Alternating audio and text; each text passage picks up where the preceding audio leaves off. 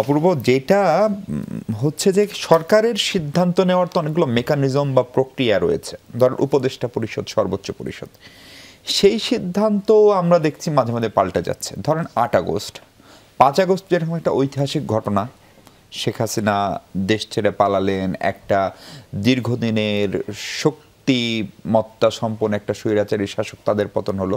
আবার ৮ আগস্ট একটা ঐতিহাসিক ঘটনা ঘটলো, প্রফেসর ইউনূসের মতো মানুষ বাংলাদেশের এই সময় এসে দায়িত্ব নিলেন। ফলে ৮ আগস্ট নানা কারণে ঐতিহাসিক, ফলে সেটিকে একটি দিবস ঘোষণা করা হলো।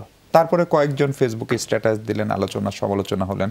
হেলাল ভাইয়ের এটা নিয়ে কোনো বক্তৃতা বিবৃতি দেননি, মানে সবচেয়ে বড় দল বিএনপি। কিন্তু সেই দিবসটি আবার আজকে আর এক উপদেষ্টা পরিষদের বৈঠকে বাতিল করতে হলো। সিদ্ধান্ত আসলে সরকার নেয় নাকি যাদের দ্বারা প্রভাবিত এই সিদ্ধান্তগুলো পরিবর্তন করেন আপনারা? সেই প্রশ্ন যদি কেউ তোলে, সেটাকে একদম উড়িয়ে দিতে পারেন।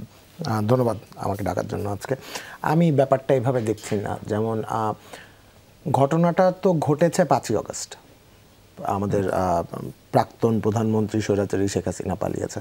৮ই আগস্ট অবশ্যই গুরুত্বপূর্ণ, কিন্তু এটা আমার মনে হয় যেটা একটা হচ্ছে যে উপদেষ্টা মহলে কি কথাবার্তা হয় সেটা তো আমরা অনেক সময় ডিরেক্ট ইয়ে করতে পারি না, কিন্তু যেটা আমার মনে হয় এবং সরকারও যেভাবে দেখছে ব্যাপারটা, সেটা হচ্ছে যে হয়তো ৫ই আগস্টটা বেশি গুরুত্বপূর্ণ মনে করছে। ৮ই আগস্ট হয়তো, এবং আপনি হয়তো বুঝবেন যে আমাদের প্রধান উপদেষ্টা প্রফেসর মোহাম্মদ ইউনূস, উনার মধ্যে তো আমিত্ব কেন্দ্রিক নাই, উনি নিজেকে নিয়ে এতটা লাফান না যেটা আমাদের আগের স্বৈরাচারী শেখ হাসিনা লাফাতো। সো উনি ৫ই আগস্টটাকে প্রায়োরিটি দিচ্ছে।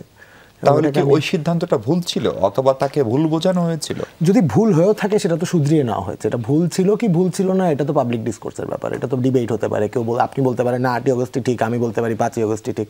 ভুল ছিল কি ভুল ছিল না সেটা পরে ব্যাপার। উনি প্রায়োরিটি দিচ্ছেন 5ই আগস্টকে, কারণ গণঅভ্যুত্থানটা স্বৈরাচার পালিয়েছে 5ই আগস্ট। সো এটাকে আপনি যেভাবে দেখছেন হয়তো আমি ওভাবে কিছুটা দেখছি না। এই প্রশ্নটা কেন করছি যে সিদ্ধান্ত নিয়ে সিদ্ধান্তহীনতার কথা, ধরেন জাতির উদ্দেশ্যে ভাষণ দিয়ে সরকার প্রধান বললেন যে এপ্রিলের দ্বিতীয় সপ্তাহে নির্বাচন। তারপরে সবচেয়ে বড় দল বিএনপির ভারপ্রাপ্ত চেয়ারপারসন তারেক রহমানের সঙ্গে বৈঠকের পরে মোটামুটি জায়গায় কিছু শর্ত সাপেক্ষ হলেও এটা আসলো রমজানের আগে হতে পারে।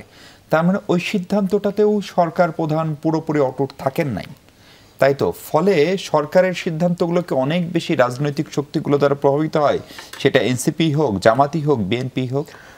আমার মনে হয় এইভাবে জিনিসটা হলে আপনি হয়তো প্রধান উপদেষ্টার সাথে স্বৈরাচারী শেখ হাসিনার মিল খুঁজতে চাচ্ছেন, আমার বলে মনে হয়। আমি কেন বলছি, সরকার ইজ ওপেন টু আপনার public opinion and open to আপনার ডিসকাশন।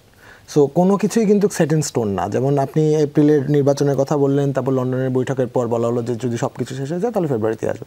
মানে এই সরকার তো যেদের বসে এই সরকার বসে নাই, এবং এই সরকারের তো একদিনও এক্সট্রা থাকার কোনো ইচ্ছা নাই। মানে আমি বলবো যে যদি আগে সব শর্ত চলে আসে, জানুয়ারিতে নির্বাচন দিতে এই সরকারের কোনো সমস্যা নেই। সো এটাকে আমি আবার যদি না আসে তাহলে জুনেও নির্বাচন হতে পারে। মানে এটা তো উনি যৌথ বিবৃতিতে বলাই আছে যে যদি কাজগুলো সম্পন্ন হয় তাহলে রোজার আগে নির্বাচন হতে পারে। সো আমি জিনিসটাকে দেখি যে হচ্ছে মানে সরকারের ওপেননেসটাকে আমি দেখি, রাদার দেন আপনি যেভাবে ফেস করছেন। জি।